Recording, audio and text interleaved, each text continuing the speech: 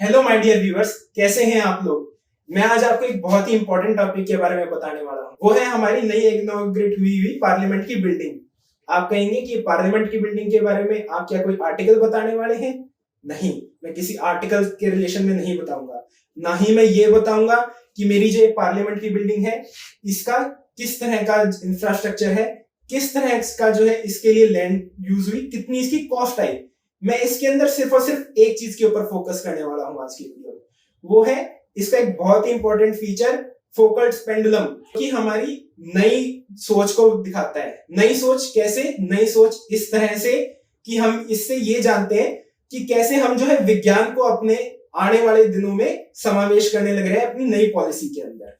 उसके अंदर आपने देखा होगा कि इंडिया ने अपना न्यू क्वांटम मिशन जो है वो लॉन्च किया है, साथ ही इंडियन स्पेस पॉलिसी भी लॉन्च की है। इसी तरह से अब जो है इसके अंदर हम जान लेते हैं इस फोकस्ड पेंडुलम के बारे में। एक्चुअल में फोकस्ड पेंडुलम होता क्या है और ये किस तरह से काम करता है। फोकस्ड पेंडुलम को आप मेरे पीछे हुए चलता हुआ देख भी रहे होंगे। इसी तरह से जो है मेरा फोकस्ड पेंडुलम काम करता है। इसके अंदर मेरी दो तरह की रोटेशंस आती हैं। एक सिंपल पेंडुलम के अंदर वो सिर्फ और सिर्फ आगे पीछे मूव करता है और वहां पर मैं उसका सिंपल टाइम पीरियड निकाल सकता हूं, जो कि डिपेंड करता है t is equal to 2 pi under root L by G, यानी कि लेंथ ऑफ द पेंडुलम और ग्रेविटेशन के ऊपर। ठीक है, अब मेरे फोकस्ड पेंडुलम के अंदर भी यही बात है। अब जैसे मैं नई पार्लियामेंट बिल्डिंग के अंदर देखूं, ये मेरा pendulum national council for science museums Kolkata ने जो है इसको डिजाइन किया है।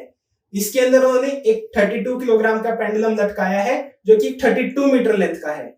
इसके वेट का जैसे कि आप पहले ही देख चुके हैं, इसके ऊपर कोई इफेक्ट नहीं पड़ता है कि मेरा ये पेंडुलम किस तरह से काम करेगा। अब हम इसके अंदर ये जान लेते हैं कि ये मेरा फोकस्ड पेंडुलम एक्चुअल में होता क्या है और किस तरह से काम करता है। फोकस्ड पेंडुलम के अंदर सबसे पहले ये जानिए कि ये मेरा डिस्कवर किया गया था जॉन लियोन फोकल्ट के थ्रू 19th सेंचुरी में। अब उन्होंने जब इसको डिस्कवर किया तो वो ये बताना चाहते थे कि अर्थ जो है वो स्टेशनरी ऑब्जेक्ट नहीं है, वो मूव करती है। अब क्योंकि ये इतना हाई डिस्टेंस पे मेरा जो है इसका सेंटर ऑफ ओरिजिन होता है और वो बहुत नीचे तक लटका हुआ होता है, इस कारण से जैसे जैसे मेरा ऑब्जेक्ट मूव करता है वो अर्थ की रोटेशन के साथ साथ रोटेट करना शुरू कर देता है। अब इसकी रोटेशन और कितना टाइम पीरियड में ये कंप्लीट करता है अपनी रोटेशन, वो इस चीज के ऊपर डिपेंड करती है कि मेरा लैटिट्यूड कितना है। लैटिट्यूड जैसे जैसे इंक्रीज होता है वैसे वैसे मेरा टाइम पीरियड इंक्रीज होता है। अब नॉर्थ पोल के ऊपर मेरा टाइम पीरियड होता है 24 आवर्स का।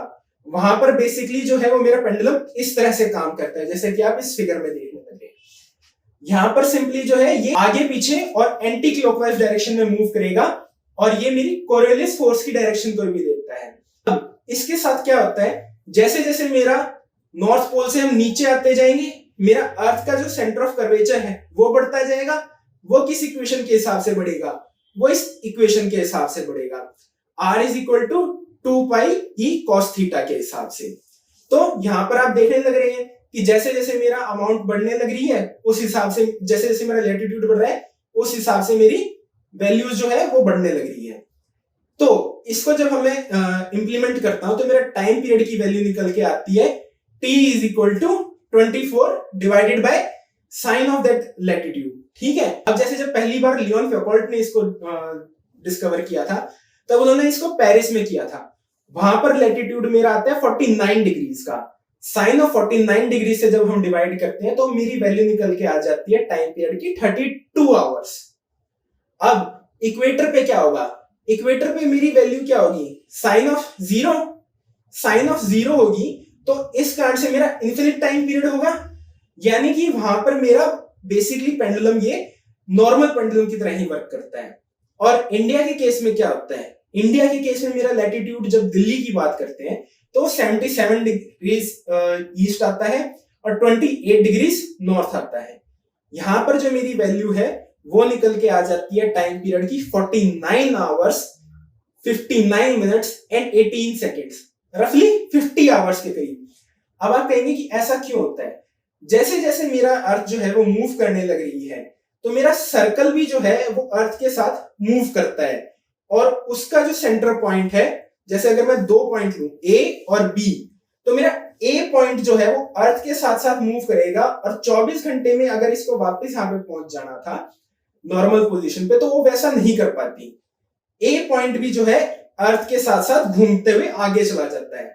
अब इसलिए जो है ये फोकल्ट्स पेंडुलम उसको ट्रेस करता हुआ जब उसको एग्जैक्टली उसी पॉइंट पे वापस पहुंचता है, तब मैं कहता हूं कि मेरी एक ऑसिलेशन का टाइम पीरियड कंप्लीट हुआ, जो कि मैंने दिल्ली के केस में आपको रफली 50 आवर्स बता दिया। अब ये मेरा ये बताता है कि किस तरह से हम जो है आगे बढ़ने लग रहे हैं। हम इंडिया को लेटेस्ट जो इन्वेंशंस हैं, जो लेटेस्ट साइंटिफिक नॉलेज है, उसकी तरफ अग्रसर करने के लिए साइंटिफिक थॉट को इंप्रूव कर रहे हैं, साइंटिफिक थॉट लेके आना चाहते हैं। तो इस तरह के और वीडियोस को देखने के लिए इस चैनल को सब्सक्राइब कीजिएगा, बेल बटन को हिट कीजिएगा और कमेंट्स में मेंशन कीजिएगा कि इस वीडियो से रिलेटेड और जब पार्लियामेंट हमने इनॉग्रेट की है उसके ऊपर आपके क्या व्यूज हैं। मिलते हैं नेक्स्ट वीडियो में।